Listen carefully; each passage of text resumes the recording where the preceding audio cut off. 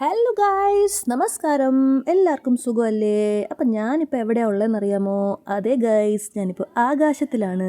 നമ്മുടെ ഫ്ലൈറ്റ് ഹൈദരാബാദിൽ നിന്ന് പറന്നുയർന്ന് കേരളത്തിലേക്ക് പൊയ്ക്കൊണ്ടിരിക്കുകയാണ് ഗായ്സ്. ജസ്റ്റ് ടേക്ക് ഓഫ് ചെയ്തതേ ഉള്ളൂ. സൂര്യൻ നല്ല വെട്ടിത്തിളങ്ങി ഒടുക്കത്തെ ചൂടാണ് ഗായ്സ്. വിൻഡോ സീറ്റ് കിട്ടിയത് കൊണ്ട് ചെറുതായിട്ടുള്ളൊരു ഷോ ഓഫാണ്. എനിക്ക് എൻ്റെ കണ്ണൊക്കെ നോക്ക് ഗായ്സ്. ഉറക്കമില്ലാത്ത രാത്രികളുടെ ഫലമാണ് ഈ കണ്ടുകൊണ്ടിരിക്കുന്നത് ഗായ്സ്. മര്യാദയ്ക്കൊരു വീഡിയോ എടുക്കാമെന്ന് വിചാരിച്ചപ്പോൾ ഫ്ലൈറ്റിനാകമൊത്തം ഒരു കുലുക്കം. ആകാശത്തിൻ്റെ മനോഹാരിത ഒപ്പിയെടുക്കാമെന്ന് വിചാരിച്ച് ക്യാമറ ഓണാക്കിയപ്പം ആകെ മൊത്തം മൂടൽ മഞ്ഞും വെള്ളക്കളറും, ഒരു കുന്തം കാണുന്നുമില്ല.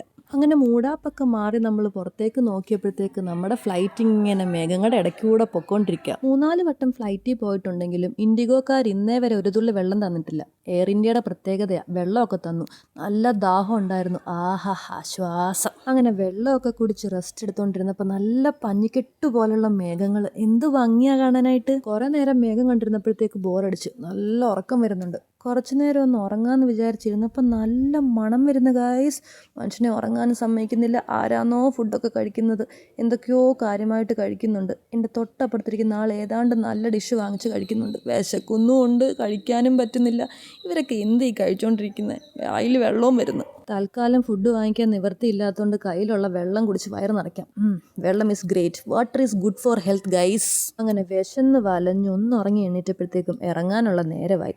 നമ്മൾ ഹൈദരാബാദിൻ്റെ ആകാശത്തു നിന്ന് പറന്ന് തിരുവനന്തപുരത്തിൻ്റെ ആകാശത്തെത്തി. ദേ ഇറങ്ങാനുള്ള പുറപ്പാടില്ല.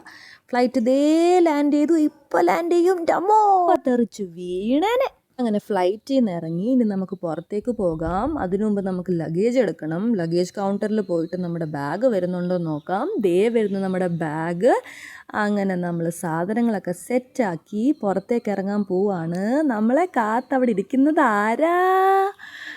അനിത ബേട്ടിയും പ്രസാദ് സാറും wait ചെയ്തിരിപ്പുണ്ടായിരുന്നു.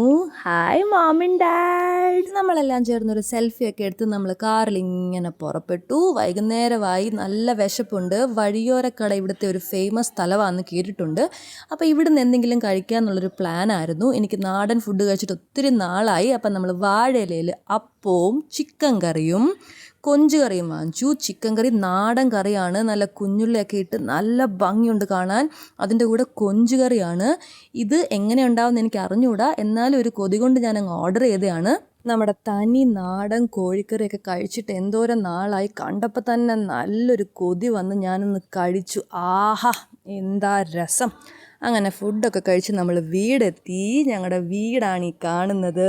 Finally my trip that started from Hyderabad ended at Kerala at Valamuttam East reached home. Bye bye.